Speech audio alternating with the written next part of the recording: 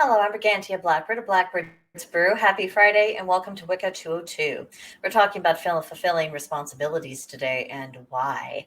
Now, I realize that responsibility may be a four-letter word to some witches, both new and old. There are some people who take up the craft because they think it will grant them freedom and power and they'll be able to do whatever they want. And some persist in this kind of thinking, much to their detriment, despite any and all experiences that ought to have taught them differently. It's no small thing to reject that bad example and then to embrace responsibility, because the people who hate responsibility are never shy about trying to convince others to take their point of view. They need the company so they can continue to justify their own opinions. You'll frequently find that the witches who eschew responsibility are often quite big on any idea that tells them that they're immune to the consequences of their actions, particularly magical actions. And they get rather touchy when anyone points out that simply is not the case, because without the law of cause and effect, the universe would not exist, and therefore their opinion is a bunch of rot. Responsibility is inseparable from consequences, whether we're enjoying those consequences or feel that the consequences are more of a punishment. Responsibility also requires the acknowledgement that our deeds actively shape what we get, and therefore the vast majority of the time, whatever is occurring is our own fault or our own triumph, and we deserve to experience it. That requires emotional maturity. Yes. Adulthood, growing up, maturing is deeply unpopular nowadays, and it has been for several generations.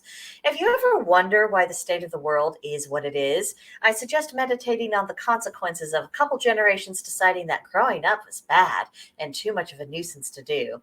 And I think that will clarify a great deal about the outrageous state of our civilization.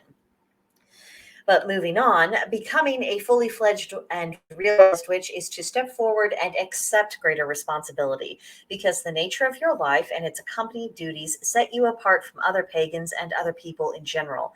They are not pursuing a path that has the same obligations that you and I signed up for. There's a reason why experienced witches will often ask students of the craft if they're sure that any of this is really what they want or the kind of work they're actually suited for. And this, gatekeeping, it isn't about controlling who is or isn't in the craft. It's a plea for students to consider the nature of what they're doing. There's many a person who has that well of talent and ability that's needed to practice witchcraft, but their temperament, their lifestyle, their emotional needs, they may be completely out of alignment with the craft, and pursuing it could, and frequently does, make them miserable. The self-discipline required for witchcraft is difficult enough when you love it, and you can't imagine how you'd be able to breathe without any of this. But if doing it creates misery that would not otherwise exist, then it's probably not the right path for that person. Talent alone is never enough. Whether we're talking about witchcraft or sports, art, or any kind of profession, talent without desire and compatibility with the work will never be enough to sustain anyone. Witchcraft has to be a calling rather for someone to make real success of it, and that requires commitment and assuming all the responsibilities that go along with that commitment. So what are the responsibilities of being a witch? To begin with, we have the responsibility to practice in an ethical fashion, showing due respects to the rights and the self-determination of others. And I realize just saying that will raise the hackles of many witches out there, some of whom are quite prominent on social media. The reality, however, is that paganism, and even more specifically witchcraft, has been maligned for more than 1,000 years. This isn't some controversy on social media that dies down as quickly as it flares up and people forget it when the next thing happens. This has been an enduring blight of propaganda from powerful people who turned pagan beliefs and practices into a terrifying specter in the minds of who knows how many generations of people. You don't just undo that. And that imposed hysteria has been embedded in the cultural DNA of Western civilization to such an extent that it has become second nature to the uneducated, even though you peel back the Christianized veneer and you see nothing but the enduring of pagan traditions and principles. That's the only reason why this civilization exists. Everything else is just a costume. Now, those who realize that their power diminishes when the truth of pagan values and the purpose of witchcraft becomes more apparent, they are just as committed today as they were back centuries ago in making sure that we remain scary. Now, because this is the reality of the climate we're in, and the fact that modern paganism revival is still very much in its infancy, witches have the responsibility to be a good example of what it means to be a witch. We need to be respectable, moral, and an obvious force for good. We have absolutely no business using our capabilities for temper tantrums or as a means of making threats. Nor should we delude ourselves that because people ought to take individuals one at a time, that it somehow isn't human nature to make generalizations. If all the average person sees are vapid idiots on TikTok running their mouths about witchcraft without understanding the first thing about it, or they only see people who are intentionally and openly malevolent, then don't be surprised when the average person looks down on us and believes that they have every reason to do so, or that they accept that all the bad press that the craft has gotten over the centuries, well, it must be justified and correct because they are not seeing any contrary evidence. So do not rely on people doing research and finding out for themselves in an era that is promoting collectivism.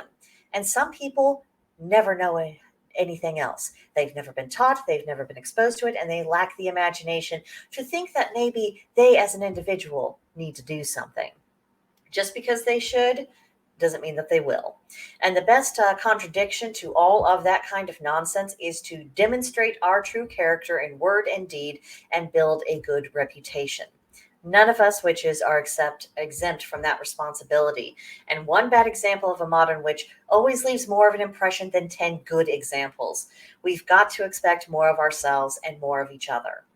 Another responsibility every witch has is to separate the wheat from the chaff when it comes to magical practice.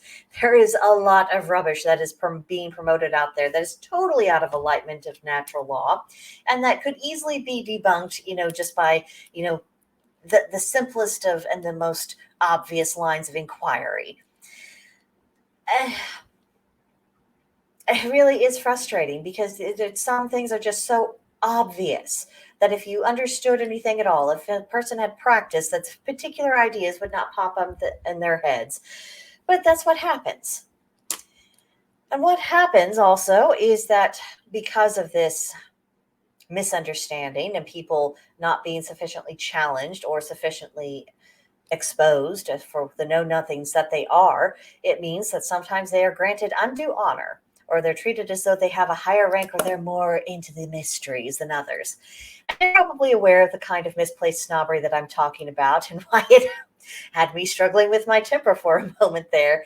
And don't even get me started on the kind of groups that cling to the idea that secrecy is all, or initiation has to happen in the way that they think that it should, and who don't even bother to define what the purpose of the secrecy might be, or what it used to be and why it's now obsolete, or why initiation doesn't always mean what people seem to think that it means.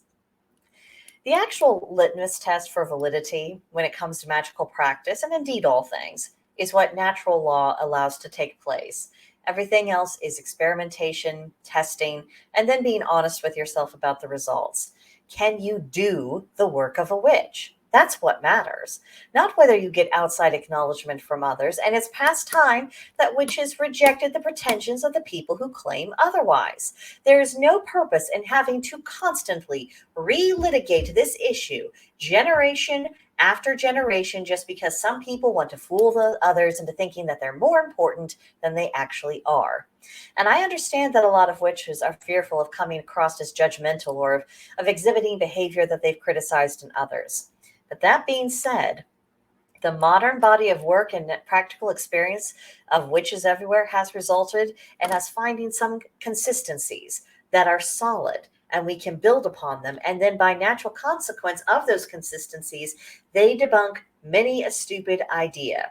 And pretending that, well, it's all a matter of opinion, is to ignore what it is telling us. That is what is guiding us.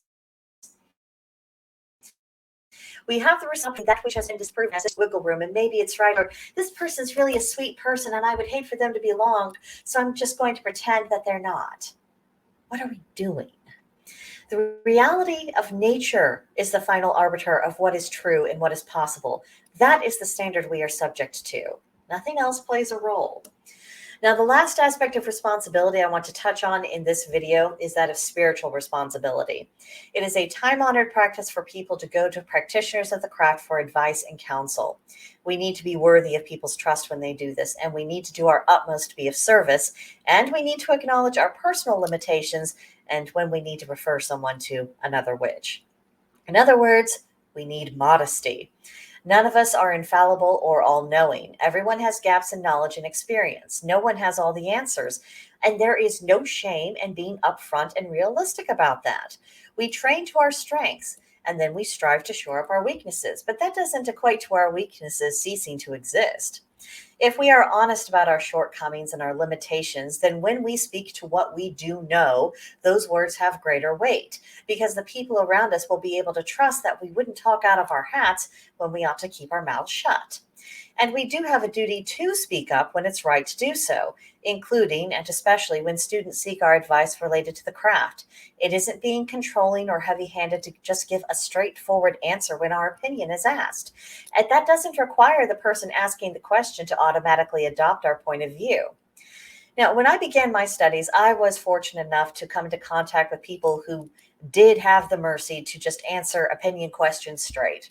Even though I frequently got a wildly different spectrum of opinions, I valued each and every part of that input, far more than the people who just kind of fought me off with, well, I don't know what's right for you. It's up for everyone to decide. I wouldn't want to influence you. Because that was worthless to me. They weren't telling me about any conclusions that they personally drew. I'm more than capable of, evaluating what they have to say to me, as indeed any serious student of witchcraft is. So it's not wrong to tell them. And depriving a student of feedback means that they can't take your thought process into account, and therefore they can't deliberate for themselves whether or not what you think makes sense or measure it against anything. And, we all think differently. Sometimes another person will bring up possibilities that would never have occurred to us because we don't have their perspective. But no one can benefit from our perspective if people refuse to speak. Then the way we say things matters as well. There's usually more than one way to make a point, and it requires discernment to determine whether our approach will be more successful if it's gentle or if it's harsh or, somewhere in between. There's also the matter of tailoring what we say and how the person tailoring it to how the person we're speaking to thinks. And obviously, we have to have some level of acquaintance with that person to do so. But how you might explain something to someone who's very analytical versus someone who's more abstract, or someone who leads with their heart, or someone dominated by their instincts, these things require a different approach. You have to adjust your language so it's something that they can hear. And this barely scratches the surface of how much responsibility is entailed in walking the path of a witch. But I do hope that the point is made and that it inspires you to give the matter serious consideration. Now for our homework. For July 27th through August 1st, number 1, before this video, what were your thoughts regarding the responsibilities of witchcraft? Have those thoughts changed or have they remained the same? 2, think about where you are in your studies. Do you feel that you have taken on additional responsibility since you began? If so, what has changed for you? If not, why do you think that is? And number 3, identify an area of responsibility for witches that I did not mention in this video, and then journal about it. That's what I have for you. Next month, we'll be starting a new line of inquiry. We will look at the basil plant, the fox, agates, and then harvest have you made progress. And that will conclude Wicca 202, just 4 weeks away.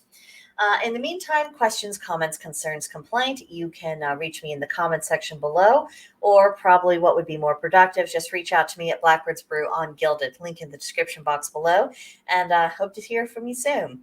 But that will do it for now, and I will see you next time. Bye.